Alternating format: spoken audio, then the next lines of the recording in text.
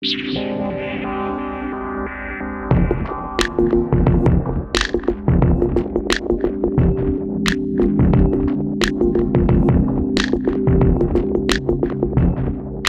gente, tudo bem? Aqui é o Leonardo do Mind Headphone e nas últimas semanas eu tenho feito uma série de vídeos explicando como é que funciona o áudio.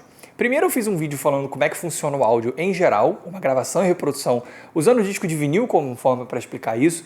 Depois eu fiz um vídeo falando como é que funciona o áudio digital e por último um vídeo falando sobre as diferenças entre o áudio digital e o analógico, mais especificamente o vinil. O vídeo de hoje é o vídeo final dessa sériezinha. E na verdade é o vídeo que eu quero fazer há mais tempo, que é falando sobre o áudio de alta resolução. Para vocês entenderem tudo que eu vou explicar nesse vídeo aqui, é muito importante que vocês vejam todos esses vídeos anteriores para vocês entenderem realmente toda essa base. Todos eles estão linkados aqui embaixo. Eu estou bastante tempo querendo fazer esse vídeo porque o áudio de alta resolução tem se tornado cada vez mais relevante, tem sido um assunto cada vez mais frequente nos círculos robistas, então eu queria falar para vocês um pouco mais sobre esse assunto. Vamos começar explicando resumidamente, né? O que é o áudio de alta resolução?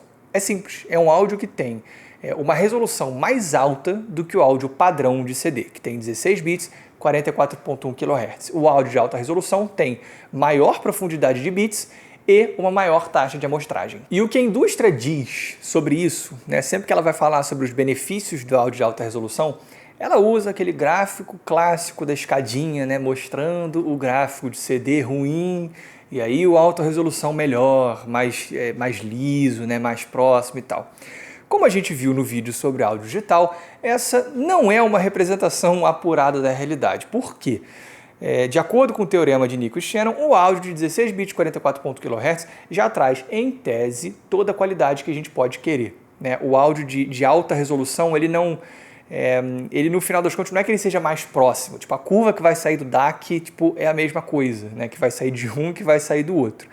O que muda na prática do áudio de alta resolução é o seguinte: no caso de uma profundidade de bits maior, significa que você vai ter um piso de ruído mais baixo, né? O ruído de quantização e do jitter, consequentemente, ele vai ser mais distante do conteúdo de fato da música. Você vai aumentar o alcance dinâmico do áudio digital. Só que, como eu falei naquele vídeo explicando o áudio digital, o áudio de 16 bits já traz uma faixa dinâmica possível de 120 decibéis. Isso já é o suficiente para deixar o ruído do jitter, né, de quantização, a níveis completamente inaudíveis por um ser humano. Então, não é aqui que você vai ter benefícios muito claros da alta resolução.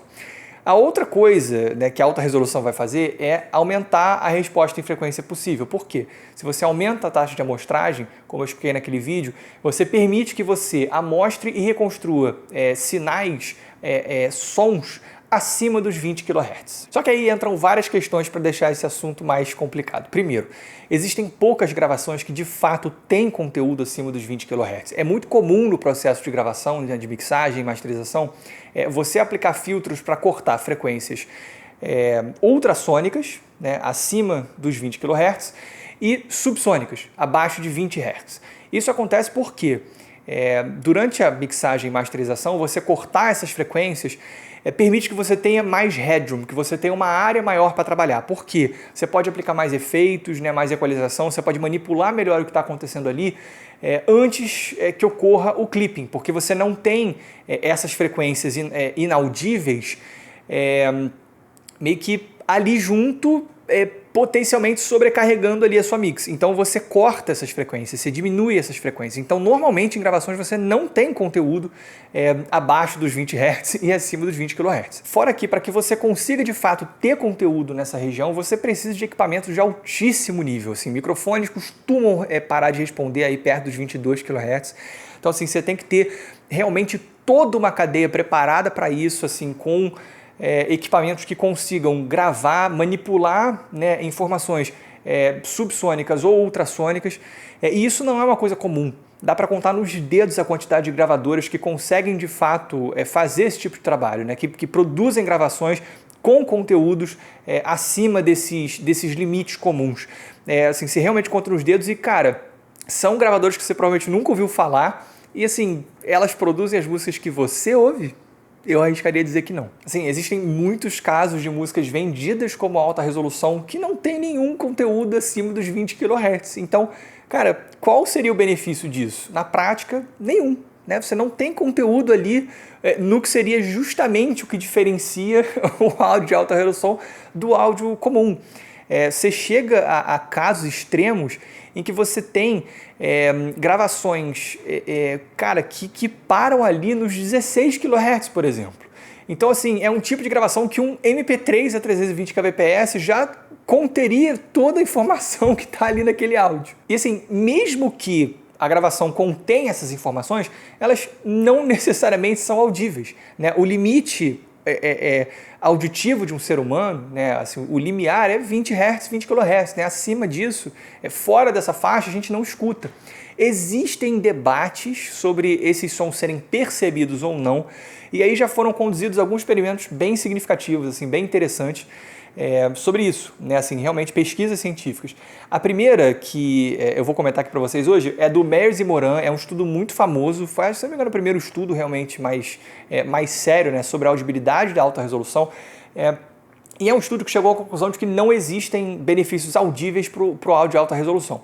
Só que existem críticas muito fortes a essa pesquisa, né, esse experimento, porque eles não levaram em consideração diversas algumas variáveis, né, não isolaram algumas, não foi um estudo realmente tão completo assim. Existem objeções fortes a ele, são objeções totalmente compreensíveis. Existe um outro também, que é até muito famoso, assim, que gera muito buzz aí na comunidade quando ele foi lançado, que foi um estudo do Jay Rice, da AES, uma Sociedade de Engenheiros de Áudio, e é uma meta-análise, na verdade, né? O que ele fez?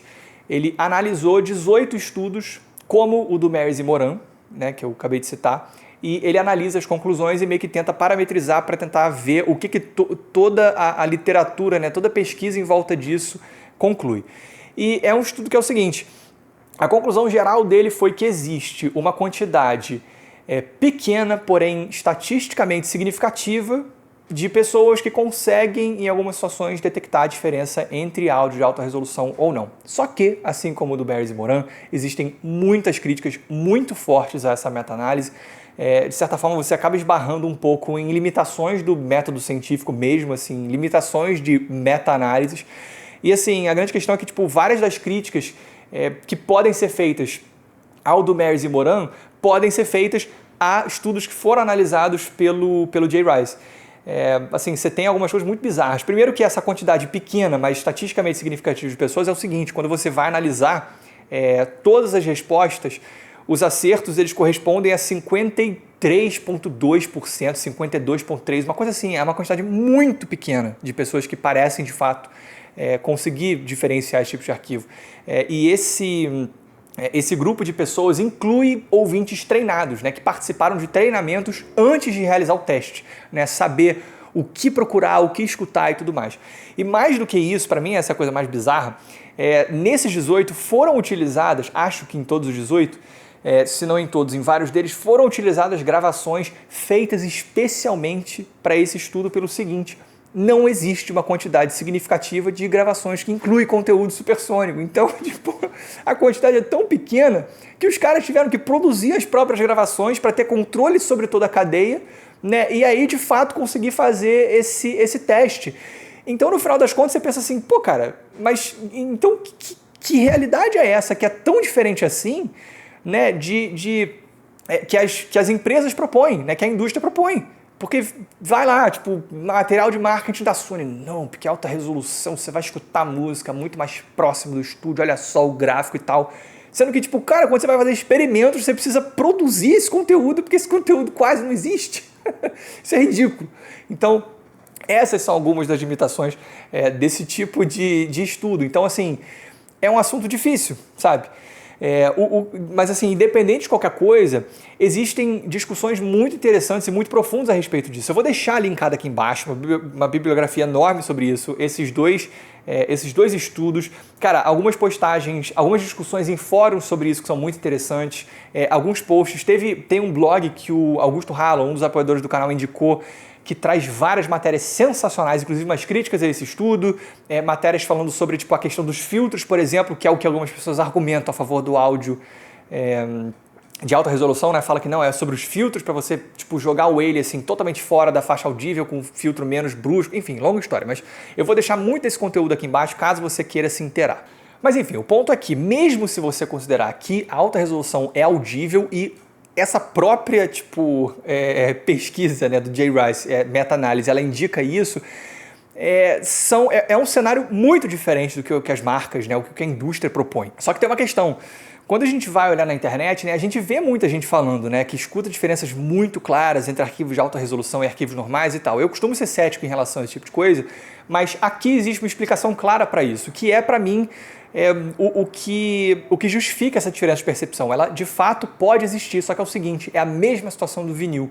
Muitas vezes, esses arquivos de alta resolução têm mixagens e masterizações diferentes, porque são arquivos feitos não necessariamente na mesma linha dos arquivos que vão para um Redbook, por exemplo, que vai para o Spotify. Porque, cara, são gravações feitas para um público que está preocupado com qualidade de som, né? Quem é o público target de um SACD, por exemplo, né? De um arquivo, de uma master que vai no Tidal? Cara, é a galera audiófila, né? Então, muitas vezes existem mixagens e masterizações diferentes. O DSD, para mim, é um dos maiores exemplos disso. O DSD, para quem não sabe, é uma outra forma de codificação de arquivos digitais, usada muito para áudio, né?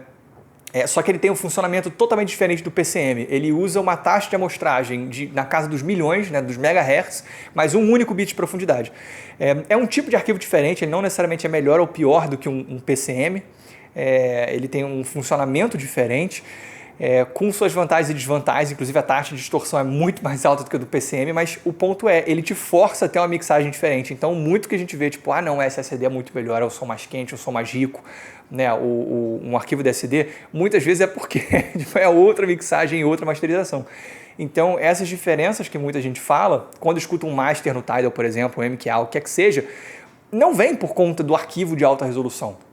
De novo, a única coisa que o arquivo de alta resolução vai fazer é baixar o piso de ruído, que já é inaudível no 16 bits, e permitir que sons acima de 20 kHz sejam amostrados e reconstituídos. Mas 99,9% das gravações não tem conteúdo nessa faixa. Então, é a mixagem e masterização que explica essa diferença de percepção. São arquivos que podem ser convertidos para 1644.1, que a principal diferença, que é a mixagem e masterização, vão se manter nesses arquivos menores e mais convenientes.